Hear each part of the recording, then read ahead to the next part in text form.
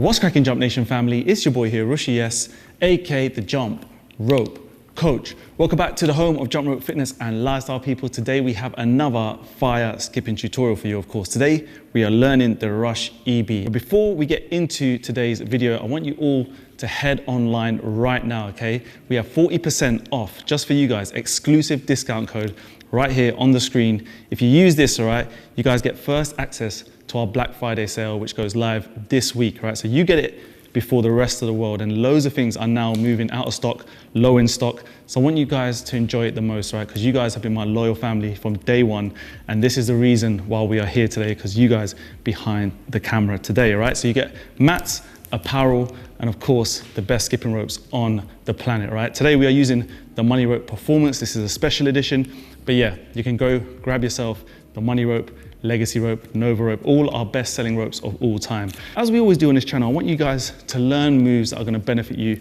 when it comes to your skipping training, your cardio. And this is like no other, right? This is one that is for your fast twitch muscles, your coordination, your balance, and it looks ultra epic as well, okay? So I'm gonna take you through what an EB is if you haven't kind of come across this word. It's a word from the skipping world as it was. And most freestylers who use this EB trick, right, they do it slightly different to this modified version I'm going to show you today. What they tend to do is they tend to cross their hands like this, and the loop or the rope comes kind of in front of their bodies. Now what freestylers tend to do is they tend to kind of use long-handled jump ropes, right? So for example, like we have, someone's at the door, like we have on the website, guys, we have the Icon rope, which is a long-handled jump rope. This allows us to kind of, you know, not feel this stretch as difficult as it should be, right? With a short handle rope, it's a little bit of a stretch, okay? So with a long handle, you get to kind of cheat this. So the rope comes in front of us. So that's what kind of traditional EB looks like. The rope, the loop comes in front of our body. Whereas today, what I'm gonna teach you is the rope is gonna come from the side, all right? It's gonna come from like a 45-degree angle, which is the kind of, what I think makes it a little bit more slicker, nicer to use. You can use it in more kind of combinations. Taking this piece by piece, what you're gonna do, you're gonna follow each step, right? The first step is our grip pressure and where we hold this rope, right? Now, I want you to feel like you literally are holding this rope with like 2 fingers. That's the kind of feel you want, and you wanna hold it right on the tips of the handle. So if you're using something like the Money Rope, you're holding it on this little wing piece here. And the reason why we kind of hold it right at the end is because we're gonna give it that kind of feel again to make the handle feel a bit longer. The second thing we're gonna do is we're gonna try and understand what your dominant hand is and what your weaker hand is. Now for me, my dominant hand is the left hand. So that is the kind of piece that's gonna always stay in front of my body. So when I do my side swing, the left hand goes out in front, my weaker hand goes behind me. So the function of the dominant hand, guys, is if you are the same as me, left-handed, you're gonna feel this rope moving anti-clockwise. You're gonna feel like this turn, this spin that we're gonna do with the front hand goes in an anti-clockwise direction. Vice versa, if you are right-handed, you're gonna feel like you're gonna twist or turn this rope clockwise, all right? So just remember that. Another way you guys can figure out your dominant hand is the first sort of side that you like to side swing on. So I like to side swing on my left side first. So that's how I know this move is gonna start with my left hand in front. We're gonna take this piece by piece with your hands. Now, the hand that goes behind your body, whether it's your right or your left, guys, what you need to remember with this backhand is you gotta feel like, it's a feel, right? You gotta feel like the backhand, the knuckles, always face the ground during the move, right? And that's really important. The second thing is the hand that goes in front, right? Both of these hands need to spin at the same time. They need to turn the rope, create the loop at the same time. The hands turning at the same time, folks, is very, very key, right? Because what you need to do is you need to feel like you make sure this rope has enough velocity or enough speed to create the loop and make a nice loop, and then make sure it keeps its form just before you jump through, okay? That's why this backhand, if you have the knuckles facing down, and the front hand, they need to rotate, turn at the same time to make sure that this rope has enough velocity. The next step is how we're gonna blend this backhand going behind your body. Now this is really important. It's gonna start with your side swings. So what I want you to then try and practice, right? You've got these little ideas in your head about what's your dominant hand, the grip pressure. Now we need to try and blend this motion in, right? We need to blend the right hand or the left hand, whatever the hand that goes behind your body, how it blends in from the side swing. And this is really, really key, okay?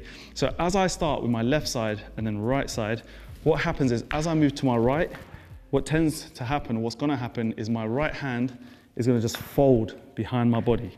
So I go left, right, and it folds. And as that folds behind my body, what happens is the front hand, my left hand, starts to, and this is just a feel, all right? It feels to stretch away from my body. So what happens is we naturally create this, right? And what happens is when that front hand moves away from our body, and like I said, it's just a feel. As you get better, this front hand is not gonna stretch so far away. But as you stretch this front hand away from your body, you see how it naturally creates this loop that starts to form. The loop is the one that we're gonna obviously jump through. For me, I find it really cool that it comes from an angle, so it gives you just so much flexibility on how you can use it, all right? I know there's loads of things to remember when it comes to this move. It's quite a technical move, but you kind of have to feel it as you do it, right? You got to try and work that backhand into a position that doesn't bring it back up to your body. And that's the natural tendency. A lot of people want to do that. So hopefully you're still with me, all right? This is, like I said, a very difficult trick to learn, but also to explain as well. But once you've finished the move, once you've now got this going on, where we're sort of practicing in just this bit, all right? What I want you to then do is, after you've done the jump, right? We're just gonna learn how to just do like a basic jump first through the rope. Once you do the jump, what you're gonna do is gonna bring both hands to your side and do another side swing, just like that. So we do the jump, the back hand comes back in front of our body, and we're back into another side swing, right? That's the best way you guys are gonna understand how to create the loop, jump through the loop, and then exit the move. There's actually quite a lot of ways you can exit the move. It doesn't have to be just like with a side swing. You can kind of exit it with a side swing cross like that. You can kind of exit it with a southpaw double under, like that's for another video. I think I'll leave that for another video. The next step is how we're gonna make this look super sharp. And that comes with the hop jump through the rope. Now, when it comes to hopping, folks, again, this is something that takes a bit of time to understand the timing. But one thing that I learned when I was trying to learn it is when we are getting this loop ready, right, it is very important not to jump too early. A lot of people that I train, a lot of my clients, they tend to want to jump early. Let your eyes see the rope coming around your body, all right? Once it flashes in front of your eyes, then you have your cue to jump, all right? So just be a bit patient with it. It will take time, and then you don't really need to jump that high. The hop is a very easy jump. It's literally that, all right? Like a little gallop step. So you're just kind of hopping through, staying on our balls of our feet, keeping nice and light. And again, the smoother you get, the less you have to pull this arm away from your body, right? Because what happens is naturally, you're gonna keep that front hand closer, and all it's just gonna do is rotate. It's gonna rotate at the same time as your backhand, and it can just work like that. So it's a very wristy move.